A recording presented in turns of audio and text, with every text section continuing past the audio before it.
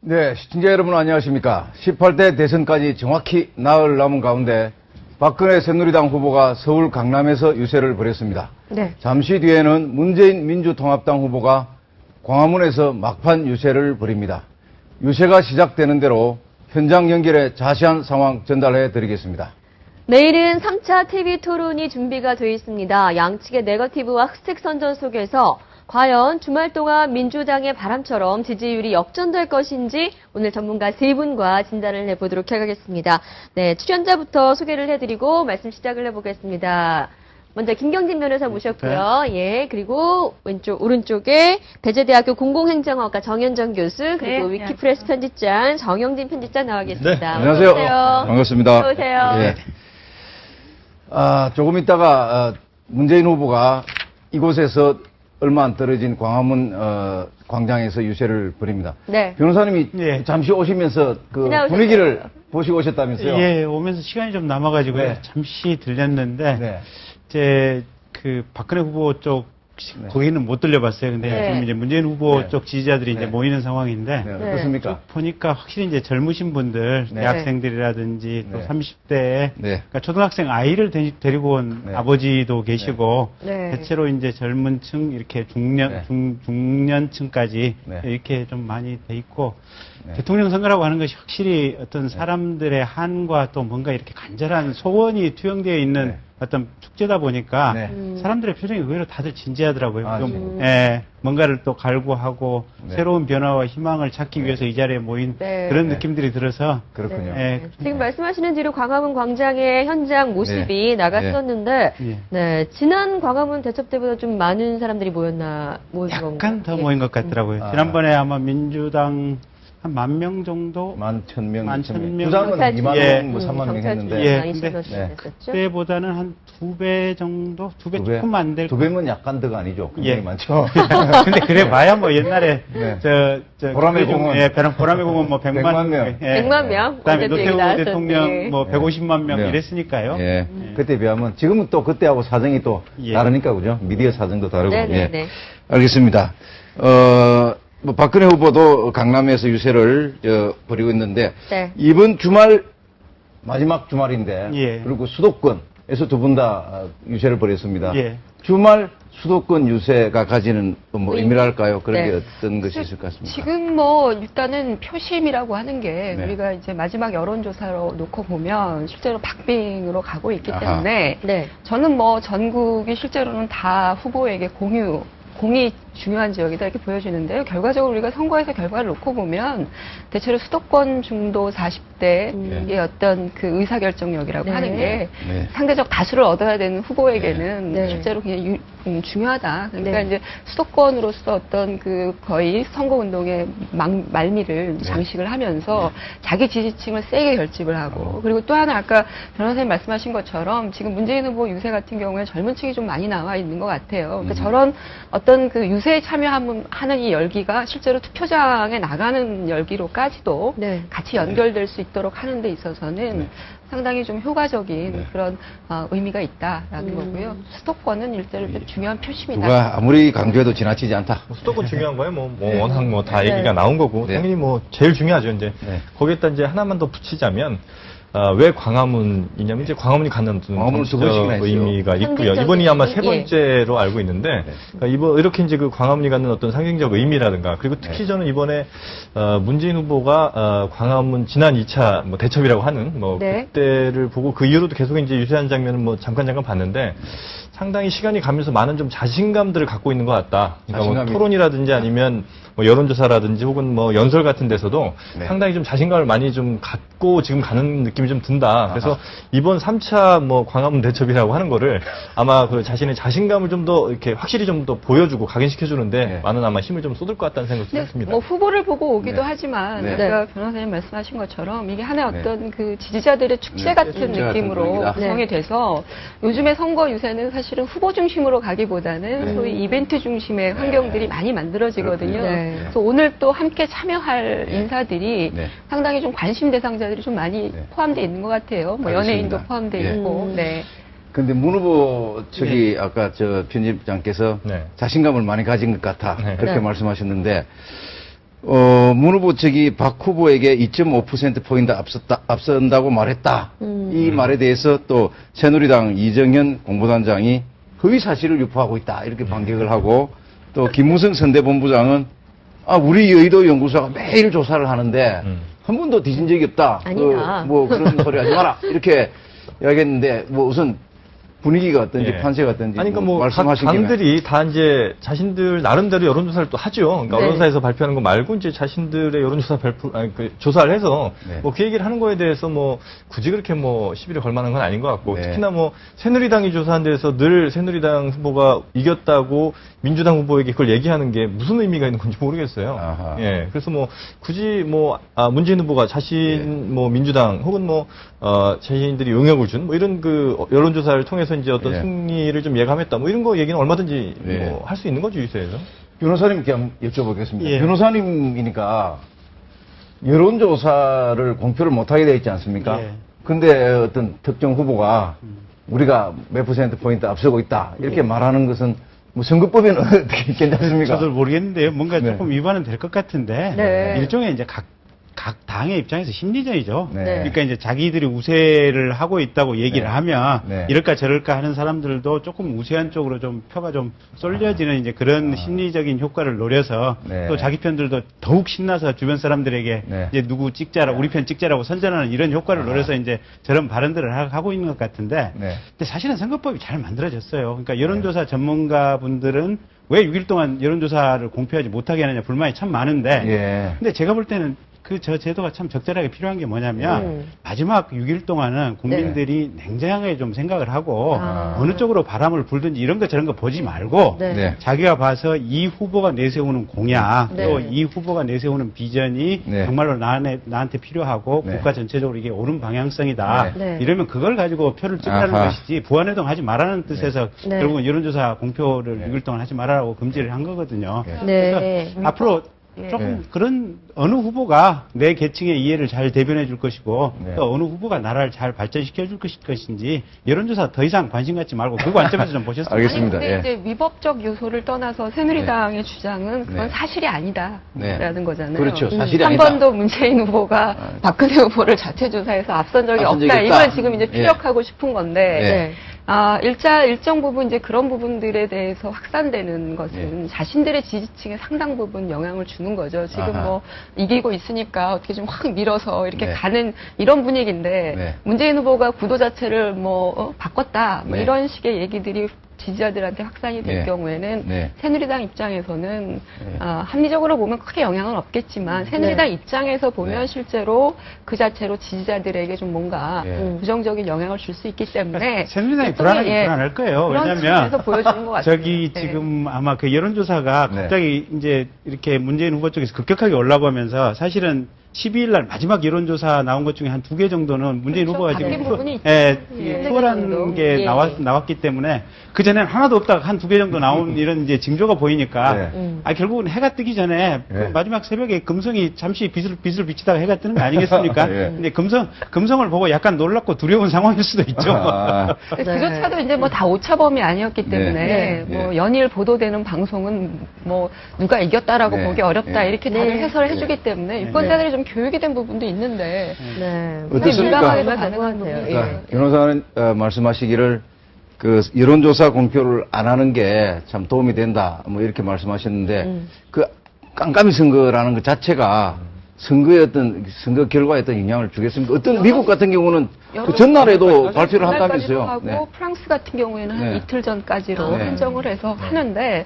그러니까 유권자들의 어떤 수준이라고 하는 아하. 것이 사실은 네. 공직선거법에 어느 정도 반영이 돼야 되죠. 과거에 우리가 소위 말하는 보수 정치, 권위주의 정치 이런 거 하면서 정치 조작 뭐 이런 것들이 난무할 때는 네. 유권자들이 실제로는 잘 속임에 넘어가지만 요즘 우리의 유권자들이라는 분들은 오히려 굉장히 정치화되고 정보가 많고 이런 유권자들인데 그런 것들을 오히려 그냥 법으로 묶어서 네. 그 알 권리 일정 부분에 알 권리도 있는 거 아니겠습니까? 그런 부분을 제약하는 그런 선거법이 과연 지금의 우리 유권자 수준에 타당한 것인가를 물어봐야 될 것 같아요. 유권자 입장에서 조금 답답한 예. 것 같아요. 그렇죠. 오히려 뭐 뭐 개방하고 알려줌으로 해서 네. 유권자들의 어떤 취향에 맞게 네. 정보를 선택하고 자기 의사결정에 반영하는 네. 이런 자유로운 과정들이 좀 네. 복원될 수 있도록 선거법이 좀 바뀌어야 되는 건 맞는 것 같아요. 시대적 흐름을 반영한다고 하면 이번 대선 이후에 네. 여론조사 공표랄까 또 많이 나왔던 그 TV 토론의 방식. 방식이랄까 네. 이런 것들이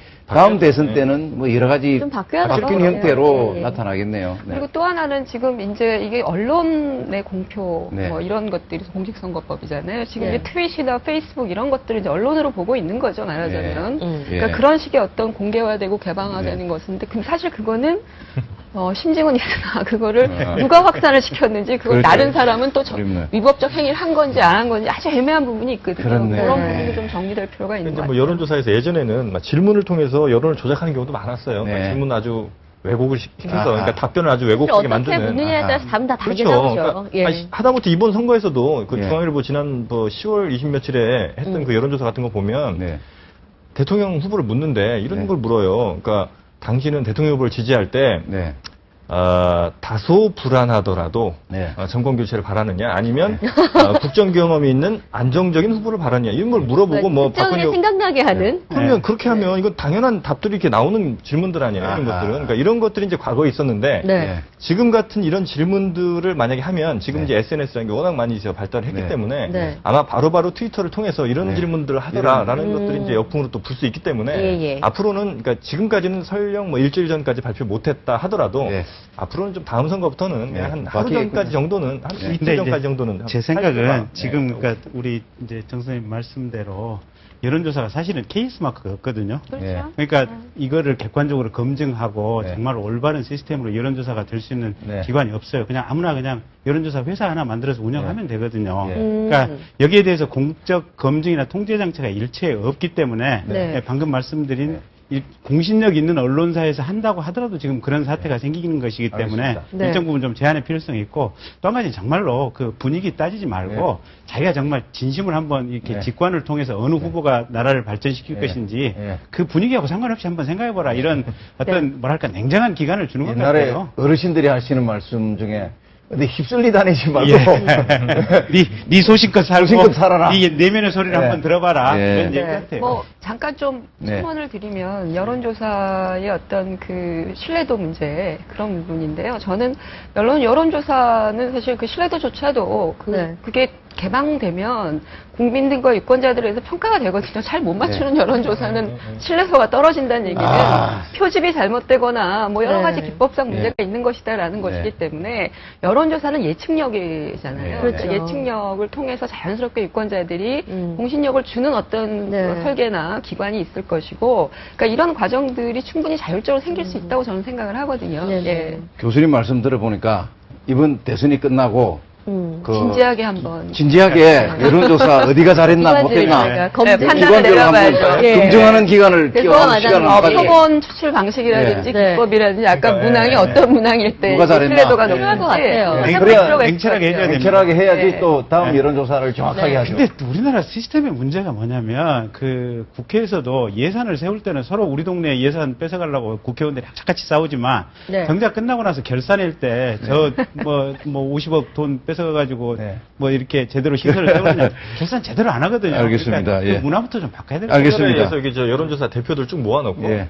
알겠습니다. 예, 좋은 따지시죠. 프로그램. 한번 하겠습니다. 저는 또 하겠습니다. 방송에서 해도 재밌을 것 같아요. 네. 예. 근데 이번 주말 유세가 아무래도 이제 박빙일 텐데 역전까지 할 수 있는 아무래도 지금 약간 뭐 여론조사 이야기 나왔습니다만 조금이라도 네. 뭐 이게 쫓는 자 쫓기는 자가 있는데 역전까지 가능하리라고 봅니까 이번에 이런 새몰이로 통해서? 일단 지난 그 부재자 네. 투표도 굉장히 이제 젊은 분들이 많이 이제 참여한 걸로 지금 나오고 있고, 아하. 그다음에 투표율이 일단은 지난 대선보다 훨씬 더 높아질 거라는 데는 아마 많은 분들이 좀 공감을 하고 계신 것 같고, 네. 70%를 넘어가면 또 야당이 유리할 거라는 데도 역시 많은 분들이 공감을 하고 있다고 치면, 그러니까 뭐 여러 가지 또 뭐 분석할 게 있겠지만 네. 이번 선거에서 추세도 분명히 좀 문재인 후보가 올라가고 있는 추세고, 이런 것들을 따져 보면 네.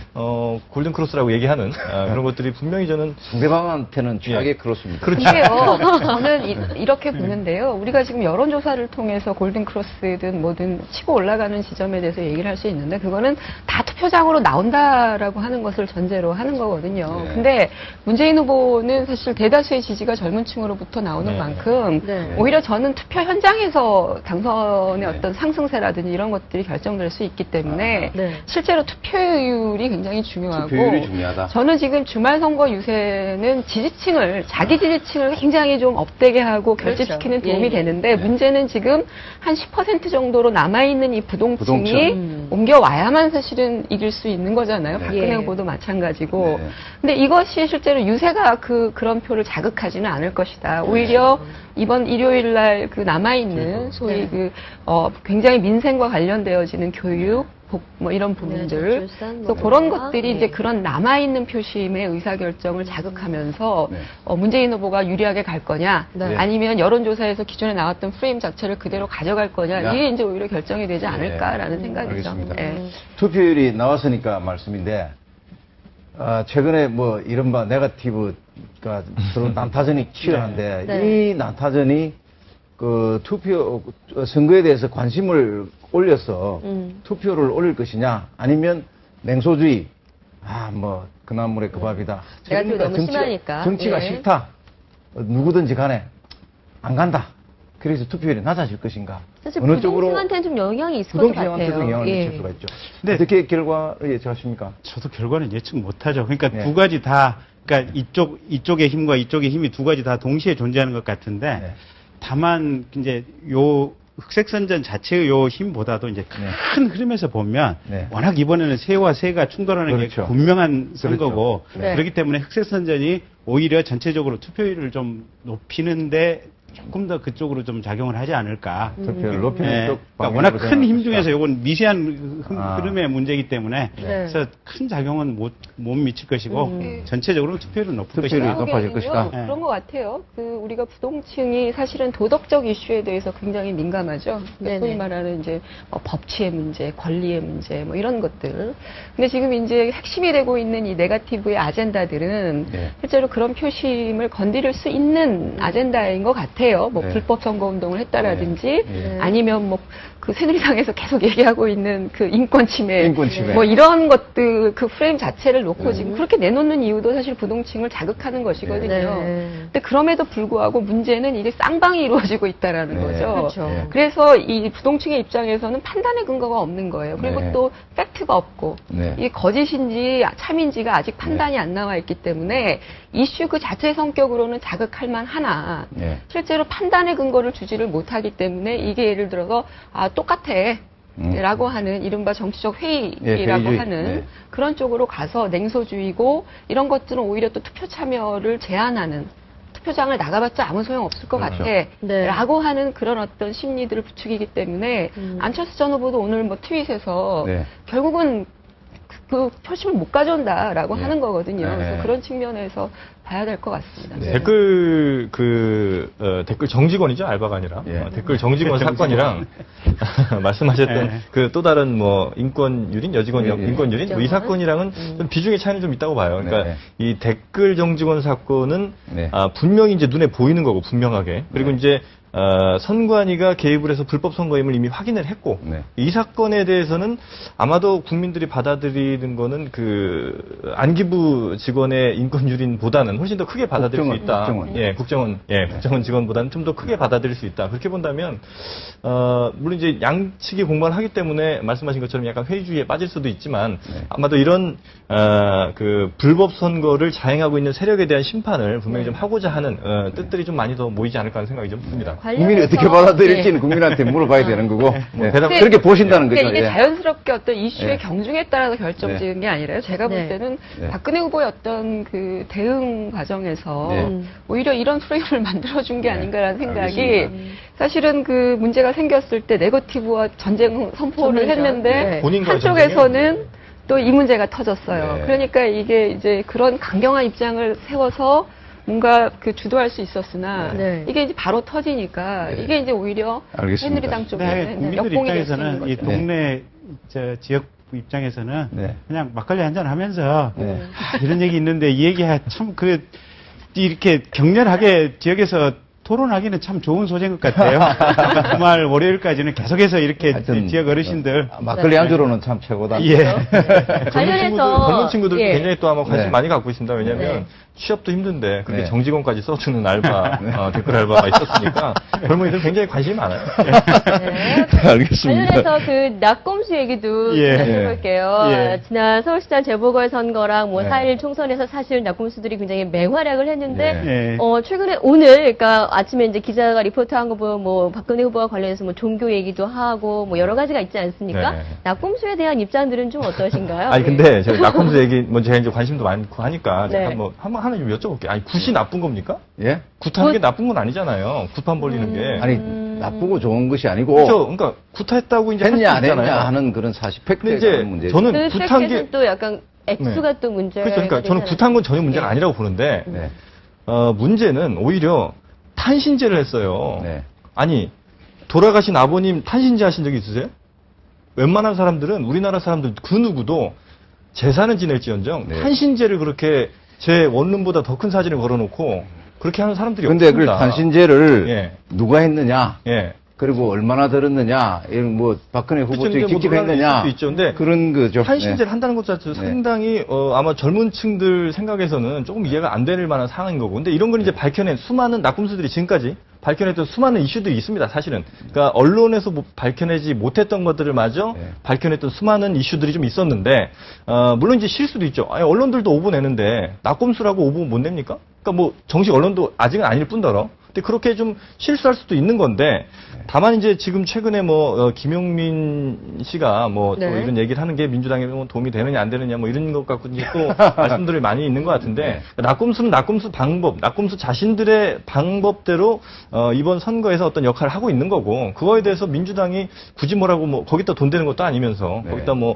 된다 안 된다 좋다 안 좋다 이렇게 얘기를 하기는 좀 부적절한 것 아니, 같아요. 근데 굉장히 강경하게 그나마 이제 강경한 어조로 뭐 관계가 없음을 민주당이 밝히고 나오고 있는데 근데 사실 그것에 대해서는 좀 이해가 되는 바가 있어요. 왜냐하면 네. 이게 간단하게 그냥 그들의 자유로운 언론 행위라고 보기에는 네. 지난 총선 과정에서 네. 그 파문이 막말 있죠. 파문이 예. 주는 그 효과는 사실 전문가들도 상당히 좀 부정적으로 보고 있거든요. 그래서 민주당 입장에서는 지금 한 표가 아쉬운 상황인데 어찌됐건 이것이 또 선거 막판에 악재로 작용할 수 있는 가능성을 네. 이미 알고 뭐, 이 총선의 사례가 있으니까. 그래서 그런 부분들을 염려하기 때문에, 오히려 이제 이런 부분들은 좀 자제해주기를 바라는 그런 입장에 서 있다라고 하는 민주당에서는 점인 오히려 거죠. 자제해 주기를 바란다. 그렇죠. 근데 그렇게 보면 예. 저는 네. 차라리 정말 의리가 없다고 생각하는 건 뭐냐면 의리가 없다. 왜냐면 김용민 후보가 저희 아니, 씨가 저번에 민주당 아니, 그러니까, 후보아니었나요? 그러니까 네. 만약에 그러면 낙곰수가 아예 없었다고 우리가 가정을 해보면 그 상황에서 그럼 민주당이 그 정도의 의석을 혹은 지지율을 가지지 못했을 거라고 보거든요. 아. 그런 효과가 전혀 없었다면 네. 민주당의 그 주요 인사들이 다 왜 낙곰수 가서 인터뷰하고 거기 1시간 동안 출연하고 지금 정영진 선생님 말씀하신 것처럼 네. 전문가들이 지난 총선에서 네. 20대, 30대의 그 투표율이 굉장히 기대됐던 것보다 낮게 나왔어요. 그래서 이제 물어봤겠죠. 왜 투표를 안 했느냐라고 했을 때 다수의 응답자들이 이제 낙곰수를 지적한 거라기보다는 김용민 막말 파문에 대한 때문에 얘기를 안 했다. 했다고요. 그죠? 네. 그러니까 이게 우리가 젊은 사람들이 굉장히 그런 부분에 그 감성적으로 반응할 거라고 생각을 했는데 네. 우리 젊은 사람들은 실질적으로는 그런 막말적 질서 이런 부분들 네, 있잖아요. 20, 그리고 예를 네. 들면 뭔가 거짓과 참이 네. 그 명확하게 결정되지 않은 내용들에 대해서는 네. 나름대로 보수적 관점에서 보는 젊은이들도 꽤 많이 있더라. 근데 투표율이 낮았지만 네. 20, 30대 이 수도권은 네. 다른 지역에 비해서 굉장히 또 높은 것도 예. 보였거든요. 예. 그렇기 때문에 아마도 낙곰수의 열풍이라든지 이런 것들이 지난 총선에서 긍정적으로 작용한 부분은 전 분명히 있다고 보고 아. 막판 김용민 씨의 막말이 약간 뭐 부정적으로 작용했다는 거 역시도 뭐 부정할 수는 없지만 전체적으로 플러스 마이너스 해보면 저는 그건 플러스 제 생각은 생각입니다. 어떠세요, 변호사님? 일단 이제 첫째는 박범수가 그러니까- 4.1 총선 때 역할을 상당히 했다. 저는 했다고 플러스가 더 많다. 예. 재밌어요 일단. 예. 일단은 재밌다. 예, 들어보셨어요? 저는 들어보고 조금 들어봤습니다. 예, 네. 신나지 않습니까? 예. 통하지 않습니까? 아. 그러니까 이제 민주당 입장에서 보면 첫째는 젊은 20대들이라든지 또 해외에 나가 있는 사람들, 국내에 이렇게 정세에 접하기 어려운 사람들, 이런 사람들이 정치에 관심을 갖고 또 범진보 진영이나 범야권 쪽으로 조금 더 관심이 더 집중되게 하는 효과는 확실히 있어요. 네. 근데 그럼에도 불구하고 아까 이제 우리 정인정 교수님 말씀하신 대로 네. 여기가 정제된 언론이 아니고 네. 정말 정밀하게 검증을 거쳐서 나오는 어떤 이 말이 아니다 보니까 사실은 조금 뭐 팩트가 틀릴 수도 있고 거기서 거친 말일 수도 있고 그 거친 표현 때문에 조금 마음을 상하시는 분들도 있어요. 네. 그러니까 모든 음식이 그렇지 않습니까? 저 돼지고기 삼겹살을 먹으면 사실 이 삼겹살의 지방이 저한테 에너지원이 되기도 하지만 제 혈관을 막을 수도 있거든요. 네. 그러니까 민주당 입장에서는 이게 민주당의 넓은 자양분이 될 수도 있지만 또 거꾸로 민주당의 독화살이 돼서 돌아오기도 하거든요. 그러니까 반면에 새누리당 입장에서 또 그렇고요. 저게 독약이지만 독약도 가끔은 먹어줘야 뭔가 이렇게 몸에 기가 타동이 된다는 거 아닙니까? 그런 측면에서 각각 네. 이해관계를 분석할 수 있고 네. 근데 크게 보면 네. 이게 이제 대한 언론인데 대한 언론이라고 하는 것이 지난 TV 토론에도 보면 이정희 후보 보면 사실은 누구도 차마 점잖게 우리 세상에 공론화하지 못할 내용들을 이렇게 모든 사람이 알게 그냥 공론화를 이 수면 위로 올려줬지 않습니까? 근데 낙검수 같은 경우도 사실은 채널A 같은 데서 차마 우리 앵커님 같은 경우 차마 그럴 가능성은 있겠지만 이게 입증이 안 되고 증거가 없으니까 차마 안 합니다. 아예 빼버리잖아요. 예, 방송을 할 수가 없죠. 방송을 아예 네. 대상에서 할 수가 빼버리는데 없습니다. 낙검수 같은 경우는 용감하게 하잖아요. 나중에 징역 가면 징역 가고 처벌 받으면 받는다 하면서 수면 위로 올려주고 그걸 듣는 사람들 입장에서는 이게 확률론적으로 물론 그 낙검수 멤버들이 하는 얘기가 틀릴 수도 있지만 전체적으로 그런 관점에서 바라볼 수도 있고 그럴 수도 있겠다라는 가능성을 전 국민이 이제 상당수의 국민들이 보기 때문에 어떤 숨겨져 있는 또 공식 언론에서 위로 수면 위로 올릴 수 없는 부분들을 우리 사회 국민들이 같이 공유하고 생각을 해볼 수 있게 한다. 그런 점에 있어서는 낙검수가 참 지대한 역할을 하고 있는 것 같고 일단 재밌어요. 알겠습니다. 아니, 무슨 그 말씀인지. 낙검수가 어떤 것이냐에 대한 논란은 우리가 이미 지난 총선 때 많이 많이 했고. 겪었기 때문에 오늘의 핵심은 이 낙검수가 과연 민주당의 엑스맨이냐 아니냐 도움이 될 것이냐 안 될 것이냐. 이런 문제를 갖고 얘기를 저도 하는 그게 것인데 궁금해서 여쭤보는 거예요. 일정 부분 우리가 민주당이 지난 총선을 거치면서 민주당이 갖고 있던 지지 기반과 대선에서 지금 확보하고 있는 지지 기반이 조금 저는 좀 변동이 있다고 생각이 돼요. 그때는 대체로 보면 진보의 어떤 확장력을 좀 확대시켜야 되는 그래서 극과 어떤 그 중간 그러니까 진보의 어떤 전체 통합이라고 하는 그런 것이 이제 19대 총선에선 중요한 화두였지만 지금은 이제 뭐 안철수 후보와의 연대 문제라든지 이런 것들을 통해서 중도와 지금 진보가 아주 불안하게 결합을 했다고 할까요? 일단은 네, 그런 일정한 상태에서 사실 중도는 진보와 좀 여러 가지 사회적 현상을 보는 게 좀 차이가 있습니다. 일정 부분. 그러니까 그런 측면에서 본다면 민주당이 이렇게 새로운 지지 기반과 지금 함께 가고 있고 그걸 통해서 외연을 확대시키려고 하는 이 시점에 과연 낙검수의 어떤 그런 과정들이 도움이 될 것인가를 우리가 판단해 볼 필요는 있다. 그러니까 굉장히 전술적으로 생각을 해야 되는 거죠. 가령 이회창 후보나 이인재 이제 전 후보를 영입을 했는데 이 사람들도 약이 되기도 하고 독이 되기도 하잖아요. 그런 것 같아요. 낙검수 같은 경우 전체적으로 보면 범민주의 파이를 키우는 건 맞는데 어느 순간에 이게 독화살로 이게 확 해서 찌를지 모르는 부분이 있는 것 같아요. 어느 분은 그러시더라고요. 낙검수가 민주당에 도움이 될지 도움이 안 될지 그것은 별개의 문제다. 자기들은 자기 장사를 하고 있다. 이런 이야기를 하면 클릭수가 엄청나게 올라온대요. 뭐 정책 이야기하는 것보다 뭐 의혹이 있다 없다. 그러니까 어느 정도 용감하다 안 하다 보다는 좀 책임이 있다 무책임하다 그런 쪽에 나는 가깝다고 거기에 조금 보는데 한 말씀 자기 장사를 하고 있다는 거에 대해서 낙검수에서 박근혜 후보님한테 뭐 던졌던 뭐 의혹 중에 하나가 이제 신천지 문제잖아요. 신천지. 근데 종교와 정치 문제는 좀 많이 좀 이렇게 분리시켜서 봐주면 좋겠어요. 그렇죠. 왜냐하면 대부분의 국회의원들이 성당, 교회 또 절에 법당 가서 그냥 다 그냥 절하고 참배하거든요. 그렇죠. 이건 뭐냐면 특정 이 사람들은 나의 본질은 정치인이다. 그러면 정치인이라고 하는 것은 모든 종교를 두루두루 섭렵해서 이 사람들의 얘기를 듣는다. 그렇죠. 여기에 초점이 맞춰져 있어요. 헌법상도 그렇죠. 그렇게. 그러면 정치인의 본질이 많은 사람의 얘기를 듣고 그 사람들의 얘기 중에서 우리 사회에 필요한 부분을 어떤 제도화시키고 행정화시키는 거니까 박근혜 후보가 가령 신천지 누구를 만나서 얘기를 듣고 그분들의 뭔가를 들었다. 제가 볼 때 절대 나쁜 게 아니에요. 근데 물론 새누리당의 대응 방식도 문제지만 그런 식의 그 자체가 아까 굿이 뭐 잘못됐냐. 물론 굿이 잘못됐다고 보는 근데 시각도 있지만 그 굿이 잘못 안 됐다고 생각하는 사람들도 많거든요. 근데 연관이 있다 없다 그 팩트부터 일단. 그렇죠. 근데 그 사실인가요, 기본적으로 아닌가요? 그 자체를 네. 어떻게 보면 우리 사회에서 문제시 삼는 이 네. 구조부터 의식부터 네. 우리가 조금 좀 뭔가 좀 빨리 아니, 네. 재배를 시켜야 되는 것이 아닌가. 문제는 종교의 어떤 다양성 문제라기보다는 네. 신천지라고 하는 특정 종교가 갖고 있는 어떤 성격 네, 또 네. 그 예를 들어서 교주가 굉장히 자기 권력화되어 있고 자기가 마치 이제 신인 것처럼 이런 과정에서 교원들과의 어떤 관리 과정에서 생길 수 있는 여러 가지 부정적인 문제들이 있었기 때문에 네. 그런 문제점을 갖고 있는 일정 부분 운영 과정에서 생기고 있는 그런 종교 단체와 박근혜 후보가 관계가 있는 거냐 없는 거냐 네. 이게 핵심인 것이지 네. 신천지라고 하는 근데 종교 이제 그 자체에 대해서 그것까지 한다면 관계를 가져서는 안 된다 이런 얘기는 정치가 아닌 거죠. 결국은 기독교의 예. 우선- 이단 판정까지 같이 뛰어들어야 되는 문제가 우선은- 되기 때문에 우선- 연관이 예. 있냐 없냐잖아요. 그죠? 우선은 관계가 네. 있나요 없나요? 그러니까 관계가 있냐 없냐를 어떻게 봐야 되는 네. 거냐면 관계가 만약에 있다면 네. 새누리당의 핵심 뭐 당직자라든지 이런 사람들이 이 뭐 저 신천지에서 뭐 무슨 돈을 받았든 아니면 무슨 인력 지원을 받았든 이런 게 이제 관계가 있다라고 볼 수 있는 거잖아요. 네. 근데 이제 지금까지 나온 걸 보면 그 황길중 수석 장로라는 분이 지난 5월에 새누리에 입당을 했고 그다음에 11월 24일에 국민행동 종교본부의 자문위원으로 이제 들어갔어요.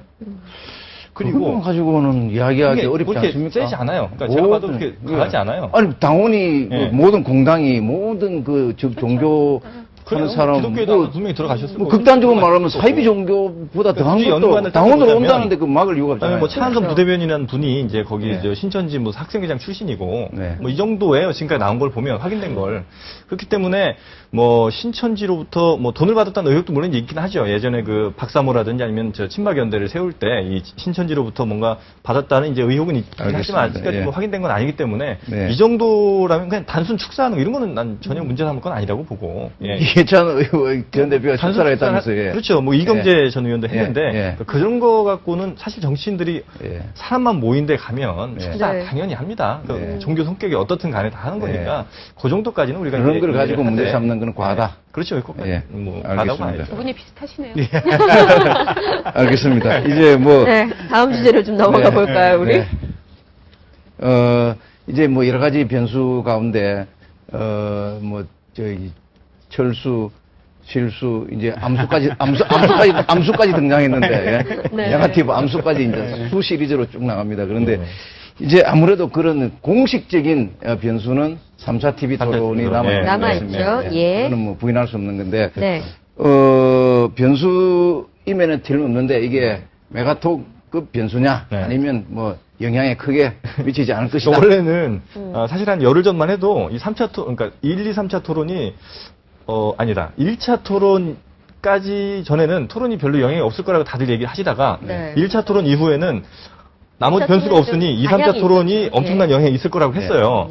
근데 2차 토론까지도 그럴 것 같았는데 지금 네. 막 생각지도 못했던 변수들 여러 가지 사건들이 빠바방 터지면서 네. 3차 토론의 효과는 네. 그렇게 세진 않을 것이다라고 이제 많이들 생각을 하시는 것 같고 이번 3차 토론의 그 토론 주제가 알겠습니다. 쭉 한번 브리핑을 쭉 네, 해주세요. 저출산 고령화, 그래서 뭐 여성 대책이라든지 뭐 네. 아마 또 이정희 후보는 여성 대통령론에 대해서 아마 분명히 박근혜 후보를 좀 공격을 하실 것 같고 네. 또 하나가 그 범죄 예방 뭐 사회 안전 대책 교육. 이것도 역시 뭐 박근혜 후보였던 뭐 사형제 부활 이런 거 얘기가 아하. 좀 나올 것 같은 주제고 과학기술 발전 방안은 글쎄요 뭐 이렇게 이건 심하게 싸울 건 아닌 것 같고 네. 이공계 지원 방안이라든지 뭐 네. 기초과학 뭐 어떻게 발전시킬 거냐 이런 거 정도 할 것 같습니다. 뭐 후보 하셔도 되겠습니다. 제가 가방만 안 들고 들어가면 어떻습니까? 이번 3차 TV 토론이 예. 좀 변수가 작용할 것 같습니까? 변수로 기본적으로 어떻겠습니까? 변수가 될 것 같은데요. 어느 정도 정도의 차이일 것 같은데. 네. 그러니까 뭐 누구나 얘기하듯이 고정적인 지지층은 어차피 뭐 네. 오히려 못한 거에 대한 측은지심을 느끼는 거지 뭐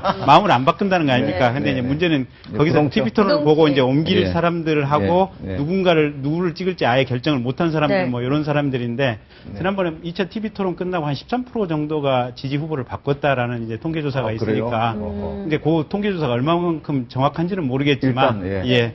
한 10% 정도, 그다음에 지금 부동층 남아있는 한 5에서 한 8% 정도 네. 이 사람들이 있으니까 네. 어쨌든 TV 토론의 효과는 클 것이고 네. 네. 이 사람들이 마지막 TV 토론을 내일 저녁에 보고는 결국은 누구를 찍을지를 정할 것 같아요. 네. 아, 근데 그렇습니까? 문제는 네. 그 효과가 있으려면 네.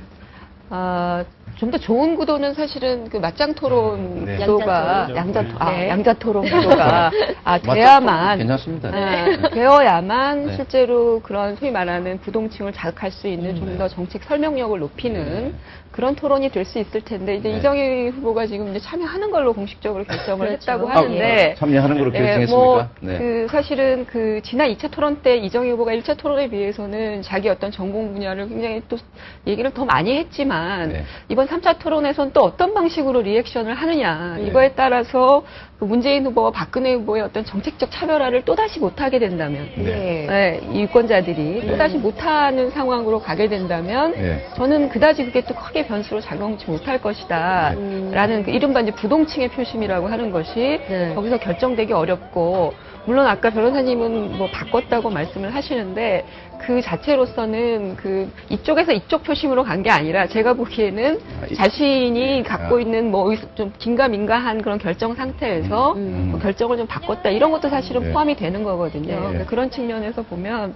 이거 어쨌든 의사결정을 할 수 있도록 도와주는 네. 그런 구도가 되어야 되는데 현재로서 그거를 확신하기는 좀 근데 어렵다. 자체로 보면 지금 네. 두 번의 TV 토론 그리고 마지막도 그러겠지만 토론하는 능력이나 토론의 어떤 콘텐츠 내용 전달력 면에 있어서는 네. 독보적인 한 명의 후보가 있고 참 많이 떨어지는 두 명의 유력 대선 후보가 두 분이 따로 계시고 사실 그들이 중요하다는 거죠. 예. 그리고 한 명은 어쨌든 국가의 재정과 현재의 상황 하에서 어느 정도 이렇게 가능한 개선이냐. 네.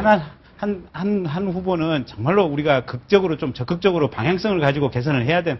최대한 해 나갈 때까지 해 나가야 된다 하는 입장이고 네. 또 중간에서는 그 중간쯤 어정쩡하게 서 계시는 또 한 분의 유력 주자가 계시고 네. 모든 이슈들이 사실은 그런 구도들이거든요. 그래서 네. 그런 어떤 큰 틀에서 보고 그냥 이렇게 고르시면 유권자들이 되지 않나 싶기도 해요, 보면.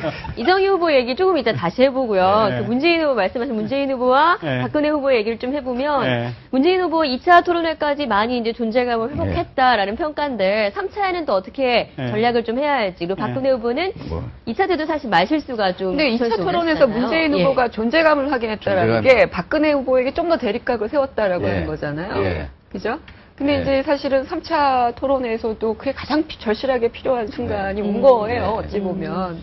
근데 지금 이제 주제 중에 아까 교육도 들어가잖아요. 교육. 네. 예. 예. 네, 그래서 들어가죠. 이 교육 분야도 실제로는 박근혜 후보에게 그 여러 가지 논란 쟁점을 던질 수 있는 포인트가 아마 문재인 후보에게는 네. 될 수 있을 것 같고요. 네. 그리고 여성 대통령은 이정희 여성 후보도 대통령. 얘기하지만 문재인 후보 입장에서는 여성 대통령보다는 또 뭐 꼭 여성 대통령인 부분을 떠나서 네. 그런 어떤 뭐 이 남성과 여성이 구분되는 대통령이 아님을 또 이렇게 차별화를 할 수 있는 그런 부분들이 있어서 조금 더 다르게 네. 조금 더 대립각을 세울 수 있는 그 쟁점을 제대로 파이팅을 하는 것이 이 전략이다. 이제 그렇게 보고 있는 거죠. 예. 지금까지 이번에 이제, 문 후보가 좀 예.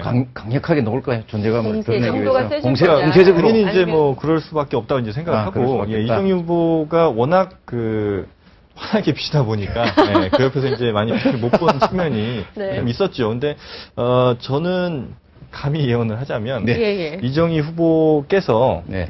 물론 이제 참여하신다는 공식 입장이 있으시지만 아마도 이건 뭐 들으신 분들 어쩌면 그냥 제 개인적인 추측이니까 아, 그렇죠. 예, 네네. 아마도 뭔가 대단한 결심을 하셨을 수도 있다는 생각을 합니다. 아, 예, 하나의 그래서- 결심이란 게 뭐죠? 사퇴를 할 예를 것이다. 들면 이제 그 토론에서 이제 중간에 예를 들면 뭐 나오시면서 양자 토론을 자리를 만들어 주신다든지 네. 토론의 예. 자리에서요? 그렇죠. 그래서 그러니까 지난 1차 토론 때 그 쇼킹한 그럴 이 수도 충격 있겠네요. 요법을 3차 토론 마지막에 충격이네요. 사실은 원래 이제 저는 그 1차 토론의 충격적인 그 발언들이 네. 원래는 이제 3차 토론쯤에 나왔어야 될 거라고 생각을 하는 건데 네. 그게 아니면 1차 토론 때 이렇게 강공, 그 다음에 2차 토론 때 약간의 따뜻한 공격, 3차 토론 때 어떤 마지막 피날레를 뭘로 장식을 하실까 생각을 해본다면 그 방법만큼 충격적이면서도 충격적인 퇴장?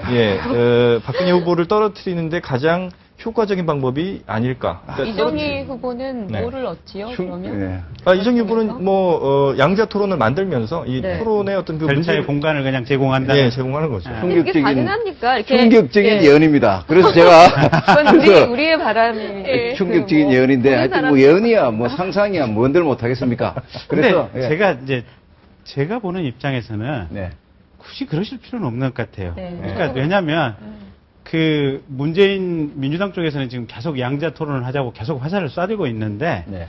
기실 보면 문재인 후보님이나 박근혜 후보님이나 네. 양자 토론을 했을 때 그러면 변별력이 이렇게 확 드러날 것인지 네. 문재인 후보님이 정말로 이렇게 말로 이렇게 언어의 성찬으로 이렇게 박근혜 네. 후보님을 압도할 수 있을 것인지 네. 저는 아니라고 잘 보거든요. 모르겠다. 아하. 오히려 보면 지금 현재의 어떤 지지율 조사에서 보면 네. 박근혜 후보께서 여성 대통령론을 주장해서 네. 그게 상당히 먹히고 있다는 거거든요. 네. 그래서 평균적으로 통계 조사를 보면 여성층에서 박근혜 후보 지지도가 문재인 후보에 여성층 비해서 지지율이 한 높아요. 10% 정도, 10에서 한 13% 더 높게 나오는 거거든요. 아하. 네. 아, 꽤 차이. 예. 네. 그러면 지금 3차 토론회에서 핵심 주제 중에 하나가 여성 문제, 또 육아 문제 뭐 이런 것들인데 네.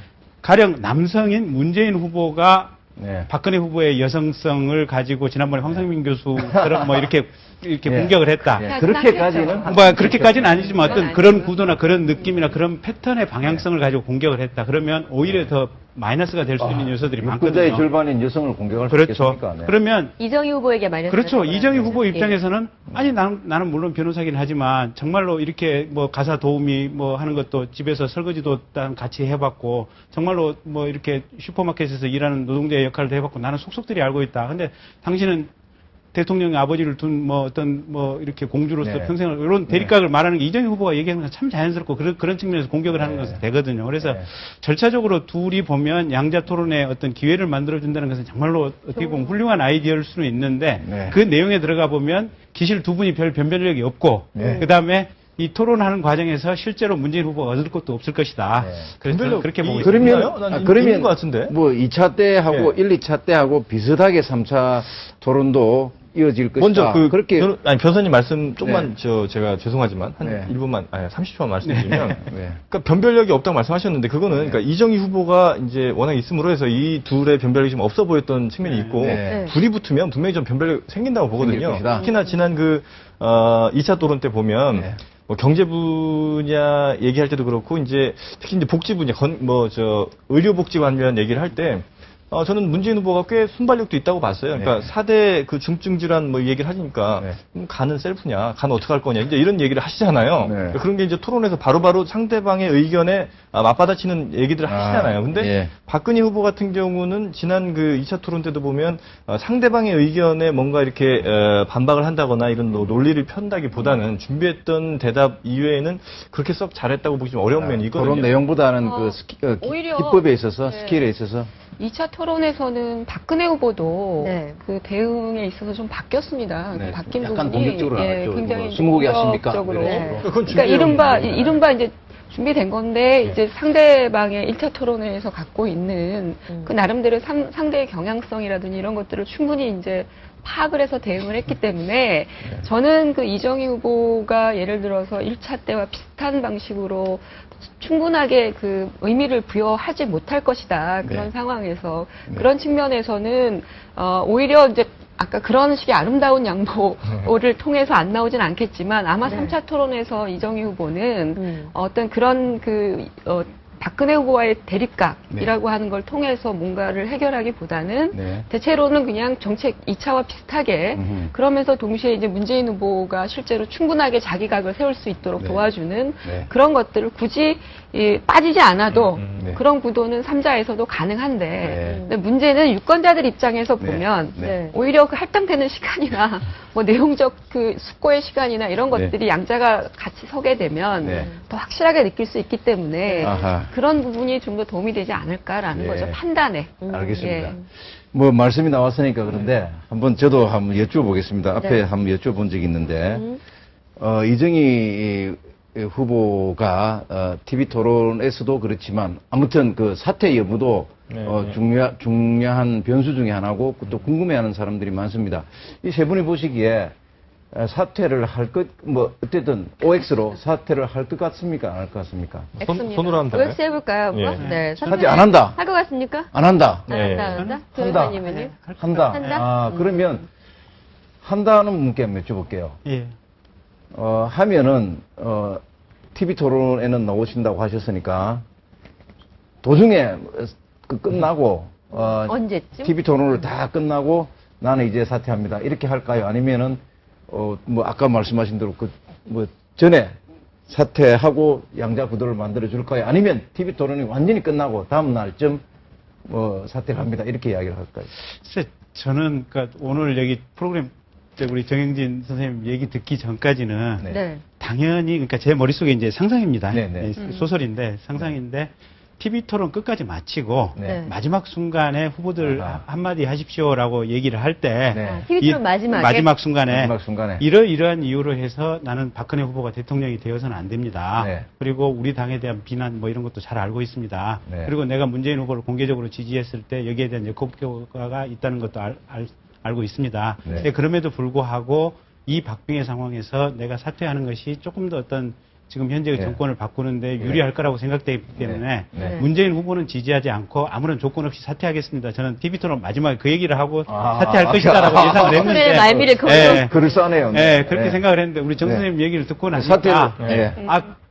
그런 방법도 있고 그렇게 설득되셨죠? 고려할 그래서 만한 사과해요, 이게. 간접적인 방식이면서. 아무튼 놀라운 상상력인데 왜 그럼에도 불구하고 왜 사퇴를 안 한다고? 그러니까 사퇴를 안 하는 이유는, 그러니까 말씀하신 중에 사실은 답이 있는데, 네. 그러니까 이정희 후보의 사퇴가 이건 전략적으로 볼 때, 민주당 문재인 후보에게 도움이 될까를 이제 이정희 후보가 판단할 거 아니에요. 네네. 네. 근데 아마 이정희 후보 판단에 지금 이정희 후보를 지지하는 여론조사 결과로 볼 때는 한 1% 정도의 사람들이 과연 이 사퇴를 했을 때 그러면 문재인 후보에게 다 온전히 갈 것이냐? 네.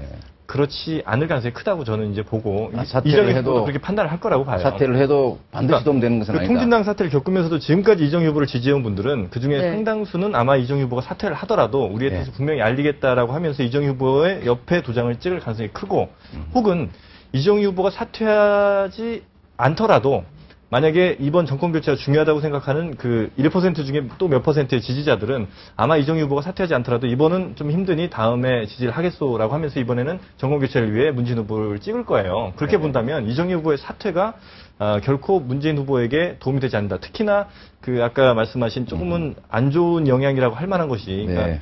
그거 아니에요? 문재인 후보의 어떤 그 지금까지의 칼라는 중도와 약간의 진보 요 정도를 이제 갖고 있는데 만약 이정희 후보까지 같이 들어와 버리면 네.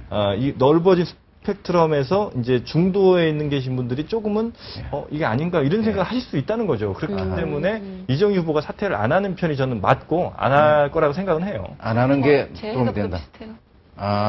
왜 안 하는? 네, 말씀해 보시죠. 아니, 그러니까 지금 말씀하신 것처럼 네. 그 문재인 후보 이 18대 대선에서 민주통합당의 후보와 19대 총선을 치렀던 민주당은 지지 기반의 현격한 차이가 발생하고 있다. 그리고 그렇게 해야만 선거에서 이길 수 있다. 민주통합당의 경우에는 그렇기 때문에 어쨌든 안철수 전 후보와의 그런 중간 과정들 안에서 네. 불완전했지만 네. 그럼에도 불구하고 흡수된 중도층이라고 하는 걸 갖고 있는 후보예요. 민주통합당의 지금 대통령 후보는 문재인 후보는 그러하다면 그 중도층은 진보의 가장 왼쪽에 서 있는 그런 그 이념적 스펙트럼 하에서 굉장한 어떤 이질감을 느낄 수가 있고 또 하나는 어찌됐건 저는 이번에 그 이정희 후보가 나와서 여러 가지 그 문제점들에 대해서 불식시켜준 부분도 있지만 많은 유권자들 머릿속에는 소위 말하는 여러 가지 우리가 종북 논란도 겪었고 뭐 이런 과정들 속에서 통합진보당에 대한 잔상이 있단 말이죠. 그러면 그런 것들이 또 다른 하나의 또 문재인 후보를 판단하는 기준으로 들어오는 것이고 또 새누리당 쪽에서는 계속해서 뭐 소위 말하는 이 친북적 성향들 뭐 이런 것들 가지고 계속 문제를 삼고 있는 거 아니에요. 네. 최근에 뭐 NLL 문제도 예, 다시 예. 또 나오고 있고요. 그러니까 네. 이런 구도 하에서 과연 이정희 이 후보가 물론 아름답게 같이 갈 수는 있겠지만 실제로 그것이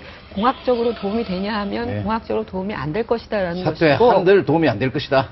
예, 그리고 또 하나는 뭐냐면, 네. 이번에 이정희 후보가 그냥 존재감 없이 넘어가는 국면이었다면 모르겠는데, 이게 네. 의도하지 않았던 건지 의도를 했던 건지, 의도했겠죠. 네. 그 TV 토론을 통해서 굉장히 존재감이 그렇죠. 부각이 네. 됐고, 동시에 통합진보당의 존재감도 동시에 그렇죠. 같이 네. 올라가는 네. 그런 상황들, 이런 상황들이 통합진보당을 지지하거나 통합진보당 인사들의 어떤 결집력을 오히려 강화시켰다. 네. 그러니까 자기 정체성을 오히려 더 뚜렷하게 만들려고 네. 가는 그런 내부의 그 유지적 노력들이 네. 있을 것이기 때문에 네. 끝까지 가지 않을까. 끝까지 갈 네. 것이다. 네. 이제 약간만 제가 이제 예. 예, 말씀하십시오. 네, 말씀드리면 그게 그러니까 이제 이정희가 문재인 후보 지지선을 하는 게 약이 될 것인지 독이 될 것인지 네. 근데 독이 될 거라는 의견도 상당히 있고 네. 또 박빙의 구도 속에서는 네. 저게 정말로 결정적인 것을 가를 것이다라는 얘기도 있고 네. 근데 네. 지금 전체적으로 판독불능인 것 같아요. 왜냐하면 현재의 상황이 판독불능이다. 정확히 네. 안 읽히니까 네. 그게 도대체 네. 박근혜 후보와 문재인 후보 사이에 과연 지지나 어떤 네. 이 득표가 얼마만큼 차이가 날 예. 것인지 근데 네. 전체적으로 박빙이라는 것은 네. 하고 그런 상황이라면 이 효과 저 효과가 네. 서로 간의 어떤 예측의 전문가의 예측의 네. 측면에서 분명하지 않는 상황에 있고 네. 이렇게 볼 수 있는 저는 그렇게 볼 수 있는 네. 그 다음에 이제 두 번째 입장에서 보면 그 이정희 후보가 차후에 나아가야 될 방향은 네. 사실은 어차피 보수로 굳어진 사람들에게서는 네. 통합진보당에 대한 지지를 이끌어낼 수가 없거든요. 네. 그러면 결국은 민주당으로 뻗어가 있는 범진보 진영 내에서 자기네들의 파일을 키워야 되는데 그렇죠. 네. 향후에 범진보 진영 내에서 자기네들의 어떤 영향력과 파일을 키우기 위해서는 네. 지금 심성정 네. 전 후보가 보였던 것처럼 네. 과감없이 버리는 모습을 어쨌든 버리고 네. 이런 것을 보여야만 현재 네. 어떤 TV 토론에서 얻었던 이 플러스 효과를 조금 더 향후에 어떤 네. 선거 과정에서 극대화할 수 있는 모습이 있기 때문에 네. 어차피 예상이 불투명한 상황이고 이런 효과는 있기 때문에 제가 볼 때는 던질 가능성이 더 높다고 질 봅니다. 가능성이 높다. 네. 네, 그럼 근데 이게 범진보라고 하는 게 예. 유권자들 입장에서는 어떤 형태로든 심상정 예. 전 후보는 네. 뭐 국민연대나 뭐 이런 틀거리 안에서 지금 예. 같이 활동을 하고 있는 걸로 알고 있거든요. 네, 근데 이정희 후보 같은 경우에 사퇴하더라도 지금 변호사님 말씀하신 것처럼 이상적인 그림으로서의 범진보 연대 안에서 같이 활동을 하는 것이 과연 가능한가? 라고 하는 걸 근데 우리가 뭐 이제 물어봐야 될 어떤 것 제도적인 같고. 연대가 예, 아니고 예. 어차피 들어가지는 않겠. 정치라고 하는 네. 당연히 안 들어갈 겁니다. 네. 들어가면 네. 마이너스니까. 네, 근데 네. 정치라고 하는 것이 사람의 마음을 뺏는 기술인데 네. 사람의 마음을 뺏을 수 있는 사람의 마음의 카테고리가 네. 범진보의 어떤 사고와 마음을 갖고 있는 이 사람들의 카테고리 안에서 뺏어오는 거거든요. 알겠습니다. 그러니까 이 결국은 이 진영 내에 안 들어간다고 하더라도 결국은 뺏어올 사람들의 마음 그 안에 있는 사람들일 수밖에 없어요. 예. 그렇다고 치면은 저는 던진다고 봅니다. 네. 예. 지금 저희가 뭐 이정희 예. 후보가 TV 토론 중간에 사퇴를 한다, 아니면 혹은 예. 뭐 끝날 때 말미에 이제 사퇴를 한다 이런 얘기까지 좀 해봤는데요. 어쨌든 내일 TV 토론에서 뭐 새 후보의 토론 내용과 함께 이정희 후보의 거취 문제도 한번 살펴봐야 정현직 되겠습니다. 편집장 예측이 네. 맞는지 안 맞는지 예. 그게 다음에 모실 때 한번 저희가 멋진 제가 여러 그림이 번, 과연 많이 그려질지 아셨어야 돼요. 예. 아주 놀라운 예. 놀라운. 듣고 보니까 또 너무나도 그게 아름다운 아, 그림으로. 생각도 듭니다. 그러니까 이 정도가 예. 돼야 이제 많은 근데- 국민들이 예. 그런데 그게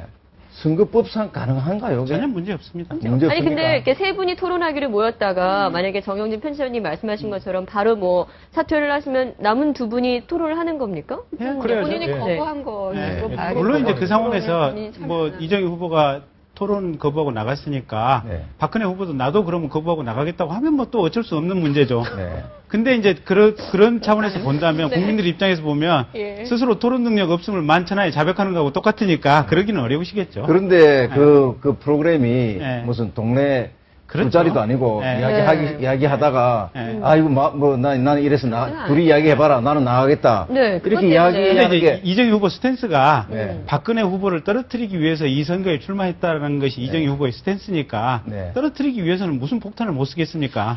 그런데 그것은 뭐 이 생중계라는 게 특히 TV 토론 같이 예민한 프로에서는 아주 치밀하게 짜여진 순서대로 이 준비가 되었을 텐데 네. 갑자기 뭐 나는 나가겠습니다 이렇게 하면 중계를 하시는 분 같은 제가 비슷한 입장에서 방송인의 보면 입장에서.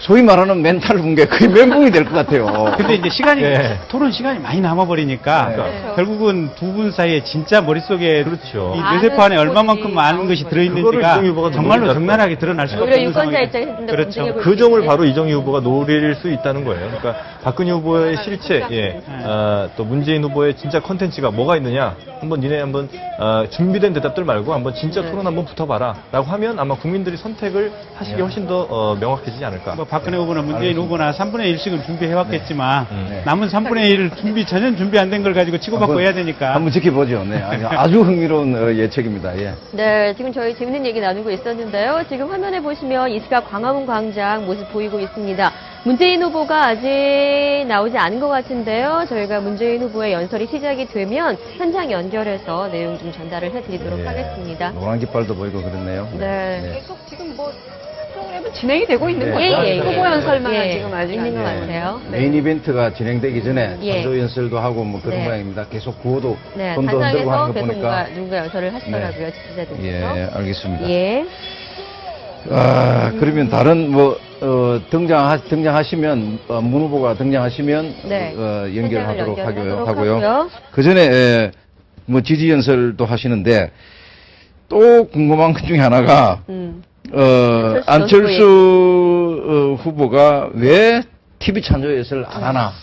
근데 오늘 어제 참 친이계의 좌장격이었던 이재호 의원은 했습니다. 나하고 의견이 예. 좀 다르지만 전체적인 국가 차원에서 박근혜 후보를 밀어주세요. 이렇게 하고 지지 TV 연설을 했단 말이에요. 네. 이재호 의원과 박근혜 후보의 네. 관계와 네. 네. 안철수 전 후보와 문재인 후보의 관계는 네. 조금 다르죠. 네, 같은 그러니까 당원이고, 네. 지금 어쨌든 많은 사람들이 인정하는 것 중에 하나는 문재인 후보의 어떤 그 지지율 상승세가 안철수 후보의 지원을 통해서 가능했다라고 하는 정도는 어느 정도는 공감대가 있는 거 아니겠습니까? 그런데 그게 또 역으로 보면 안철수 전 후보의 입장에서 보면 이게 누구의 선거냐? 네. 문재인 후보의 선거냐? 안철수 새누리당도 예, 예, 예. 계속 네, 비판을 그런 내놓는 게 비판을 그런 하죠. 부분이거든요. 안철수 후보가 자기 정치를 한다. 이런, 그렇죠. 예. 그런 비판 그리고 네. 그러면서 생기는 여러 그 소위 말하는 공방들 네. 또 그것이 오히려 문재인 후보에게 긍정적으로 영향을 미치는 것이 아니라 굉장히 수동적이고 능력 없는 후보로서 이렇게 비춰지도록 비춰지네요. 하는 그런 홀로 프레임들. 쓸 수 없는 후보다. 그러니까 여러 가지 것들이 실제로 이 지금 선거에 참여하고 있는 안철수 전 후보 입장에서 보면 상당히 그런 방식이 옳지 않다. 그러나 지금 최근까지 한 것은 최대한의 역할을 한 거고 만약에 이제 둘이 같이 스크린에 나가서 네. 찬조 연설을 하게 된다라고 하면 실제로 많은 사람들은 또 안철수에게 네, 갖고 맞아요. 있는 기대감을 또 다시 이제 네. 끌어내는 거죠. 네. 그럼 문재인 후보는 굉장히 또 가라앉게 되는 이런 문제가 이 있어서 말씀이 거의 뭐 저는 제가 볼 때는 더 이상 네. 그러니까 이재호 의원과 박근혜 후보 비교하면 안 된다. 차이는 그리고 또 한 그런 가지가 차이가 이제 아닌 거죠. 이런 것도 예. 있을 것 같아요. 그러니까 안철수 후보를 적극적으로 좋아하고 이렇게 하는 안철수 매니아들은 대체로 보면 트위터 또 이렇게 젊은 20, 30대 이렇게 네. 스마트 기기를 자유자재로 쓰는 20대에서 40대까지가 주로 많이 있는 것 같아요. 아. 그렇다고 친다면 안철수 후보가 지금까지 어떤 SNS를 통해서 했던 활동들 또 지역 거리 가두 유세를 하면서 그 SNS에 거의 그냥 계속해서 올라오지 않습니까? 네. 그것만 가지고도 이미 충분하다. 충분하다. 네, 충분하고 지금 이제 TV를 주로 보시는 계층들은 이제 한 40, 50대 넘어가서 이제 이렇게 중장년층 이후가 이제 TV라든지 매체의 어떤 집중 타겟층인들인데 굳이 거기에 이제 이 안철수 후보 전 후보가 등장할 필요는 없다. 아. 윤여준 씨가 전 장관. 네, 네. 잘하셨죠. 예. 나이 드시고 또 이렇게 굉장히 안정된 걸로 네. 정말 잔잔하게 좋은 말씀 네. 세상에 있는 좋은 말씀 다 이렇게 이렇게 뽑아오신 것 굉장히 같아요. 좋아하세요. 예. 전 교수님 말씀대로 안철수 후보가 지금 최선을 다하고 있어요. 그건 뭐 부정할 수 없는 사실인 거고. 그다음에 안철수 후보가 정말 나란히라도 서게 되면 그거는 또다시 문재인 후보가 제대로 주인공이 안 되는 그림이 될 수 있어요. 그런 생각 분명히 안철수 전 후보도 하셨을 거고. 그다음에 지금 현재의 분위기가 문재인 후보가 지금 떨어지고 있는 분위기라면 전 분명히 나왔을 거라고 봅니다. 이 분위기 역전을 위해서라도 네. 어떤 뭐 좀 쇼킹하게 나왔을 거라고 보지만 지금 현재 분위기는 어느 정도 상승기를 타고 있다고 안철수 전 후보도 판단하고 계신 거고 네. 그다음에 현재 지금 잘 하고 있다라고 판단을 했을 때 지금 분위기에서 안철수 전 후보가 나오는 거는 전혀 이 도움이 되지 않을 수 있다 이런 판단을 아하. 했기 때문에 네. 오히려 그래서 더 안 나온 측면이 더 크다. 예, 지지율이 떨어졌다면 분명히 나왔죠. 예, 말씀하신 것처럼 안철수 후보가 이제 마지막 할 수 있는 역할, 뭐 처음도 그랬지만 마지막 역할은 소위 20대, 30대를 어떤 방식으로 투표장으로 끌어낼 것인가를 계속 마지막까지 말씀하시잖아요. 관리를 네. 해줘야 되는 거거든요. 그게 정말 중요합니다. 지금 그 여러 가지 예측치가 나오는데 네. 70% 투표율이 70%만 나와도 문재인 후보 입장에서는 전혀 유리하지 않은 상황이 전개가 되거든요. 그러면 결국은 젊은 층의 투표율을 늘리는 방식으로 77%까지 올라가야 된다면 네. 지금 가장 중요하게 그 안철수 후보가 해줄 수 있는 역할은 바로 그 젊은 층에 대해서 접근하는 것이고 그냥 형식적으로 주어진 천재연설이라고 하는 것은 상대적으로 효과가 덜하다.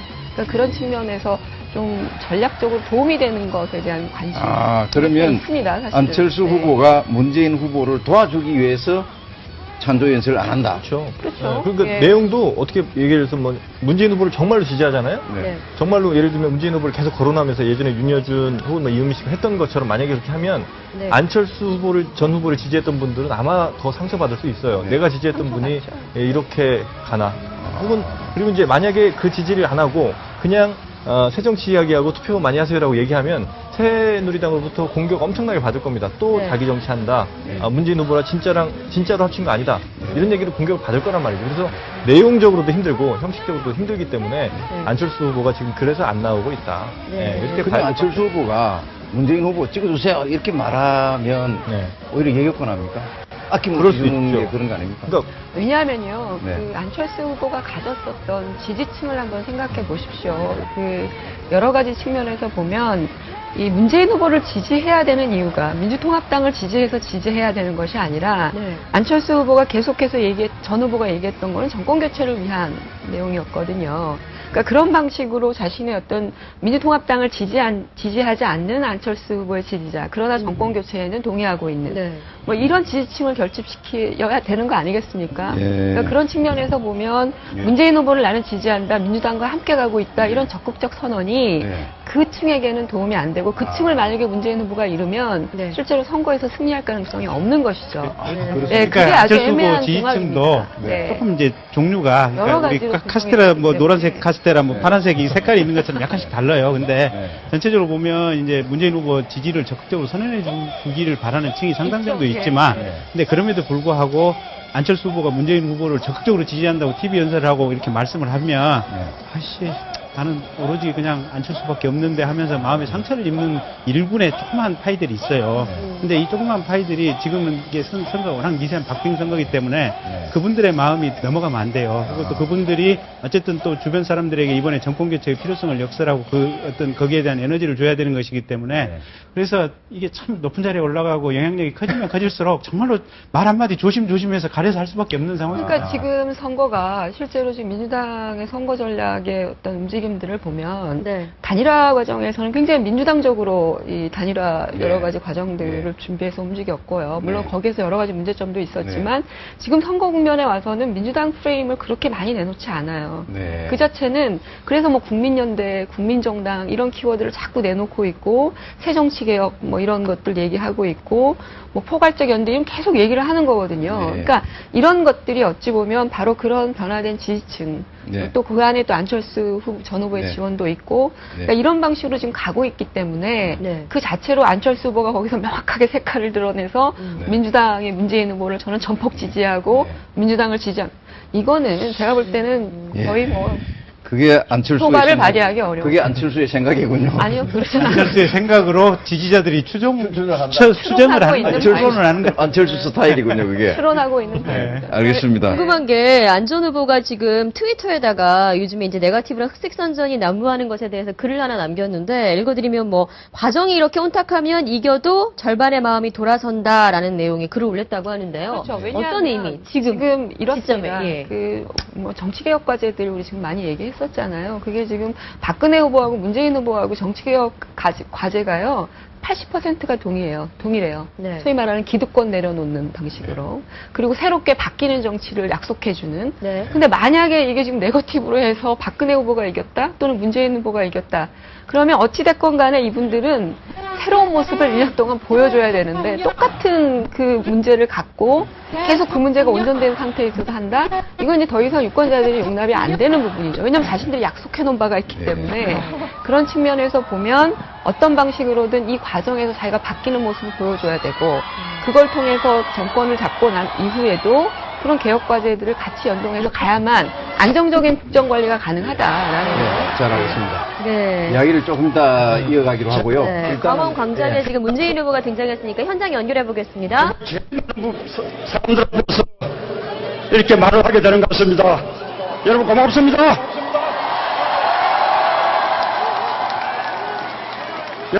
여러분 걱정돼서 뭐 있었죠?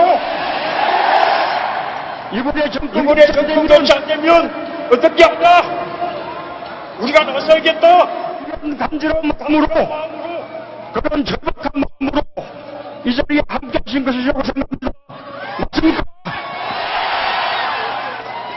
그러나 염려하십시오. 제가 이깁니다.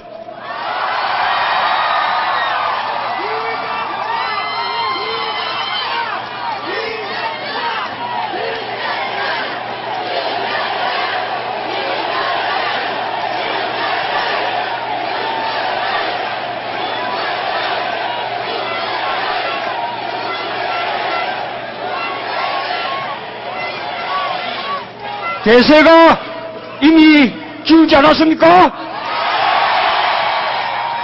대선 승리 우리의 것입니다.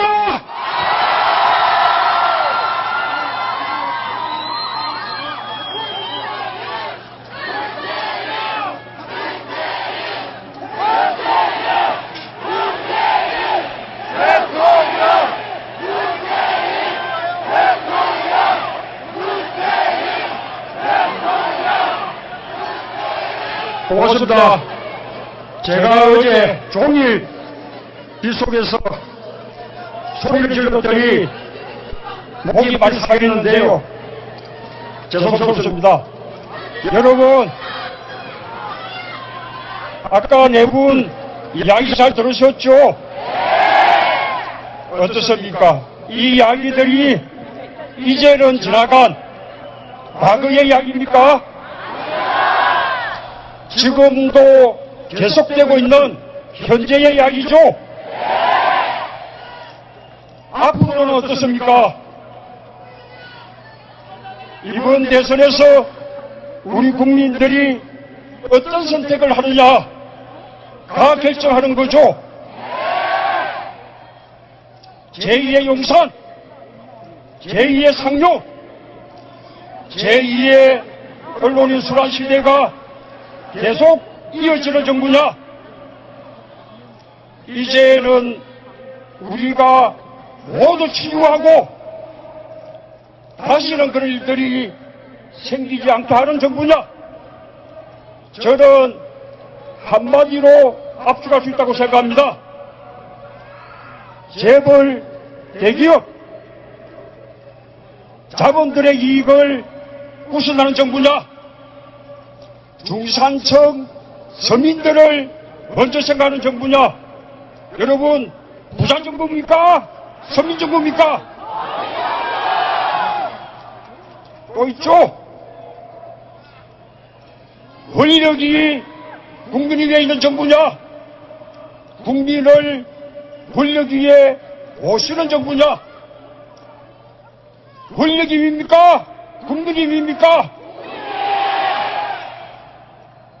서민정부, 국민을 위해 모시는 정부, 여러분 그런 정부 선택해 주시겠습니까?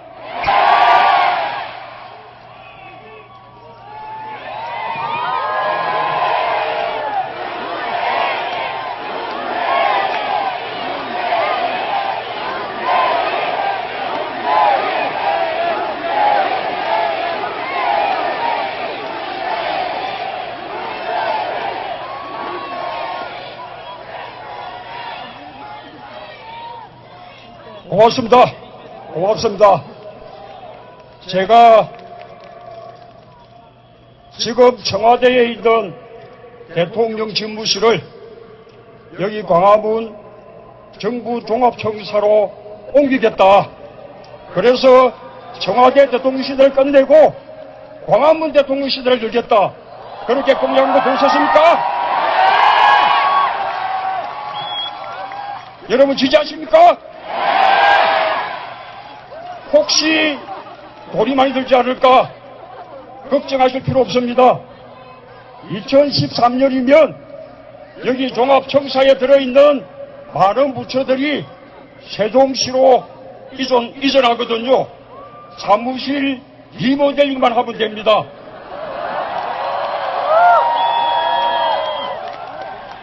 여러분, 웨스트윙이라는 미국 드라마가 있었는데 여기 혹시 보신 분들 있으십니까? 대통령이 사무실에서 일을 하다가 화장실에 가면서도 복도에서 비서들 만나서 농담 서로 나누기도 하고 비서들이 근무하는 사무실에 들러서 책상에 엉덩이 걸치고 깜짝 회의를 하기도 하고 그런 모습 보셨습니까? 그래서 국정 현안 어떤 일들에 대한 국민들의 반응에 대해서 그때그때 대통령이 비서들과 함께 언론하고 소통하는 그런 모습들, 그것이 지금 미국의 민주주의가 세계 최고 수준이다 라고 평을 듣는 이유 아니겠습니까? 그런데 지금 우리 청와대 어떻습니까? 우선 대통령을 철저하게 국민들과 격리시키고 있죠. 심지어 비서들이 일하는 비서실, 비서동하고 대통령하고도 너무 많이 떨어져서 비서실장이 대통령을 만나려 해도 차를 타고 가야만 만날 수 있습니다. 지금 청와대 비서실에 근무하는 비서들 가운데 대부분은 임기 끝날 때까지 대통령을 일대일로 만나지 못합니다.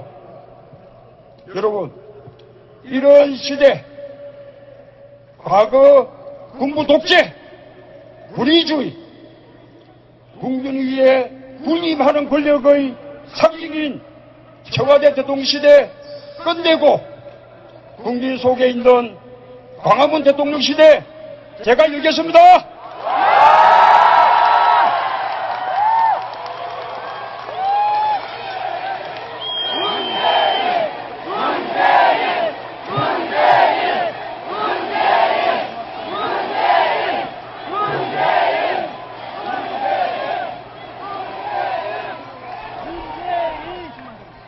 단순히 집무실만 옮기는 것이 아닙니다. 대통령도 일 마치면 퇴근을 해서 퇴근길에 남대문 시장 들러서 남대문 시장 상인들 또 우리 서민들 포장마차에서 소주도 한잔 나누고 이곳 광화문 그리고 대학로 인사동에서 젊은 사람들과 만나서 호프도 한 잔씩 하고 또 어르신들과 막걸리도 나눌 수 있는 그런 대통령이 되겠습니다.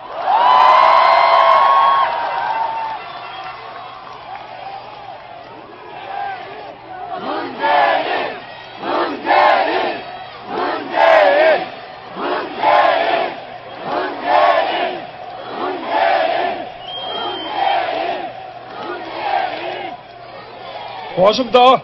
고맙습니다. 깜짝 이벤트 하듯이 쇼하는 대통령이 아니라 늘 그렇게 국민 속에서 국민들과 함께하고 소통하는 대통령이 되겠습니다.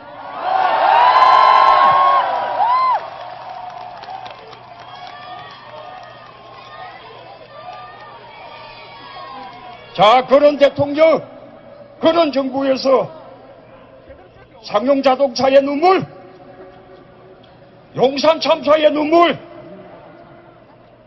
언론에서 강제식된 분들의 눈물, 그런 눈물이 다시 흘릴 수 있겠습니까? 그 눈물들 다 닦아드리는 그런 대통령, 그런 정부 되겠습니다.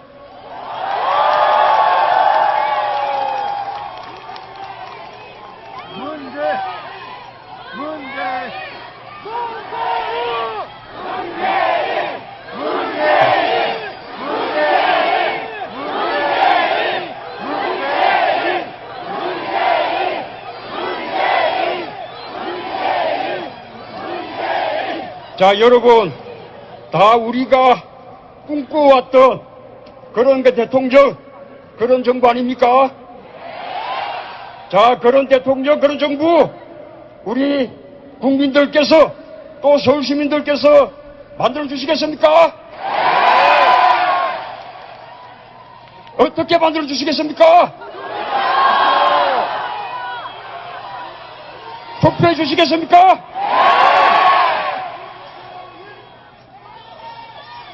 차두리 선수가 아우토반 고속도로 2시간 넘게 달려서 투표하듯이 인도에 계신 서림이 4박 5일을 걸려서 투표하듯이 브라질에 계신 노 부부가 2400km 비행기를 타고 가서 투표하듯이 그런 간절한 마음으로 이번에 바꾸지 않으면 안 된다는 그런 간절한 마음으로 투표를 해주시겠습니까?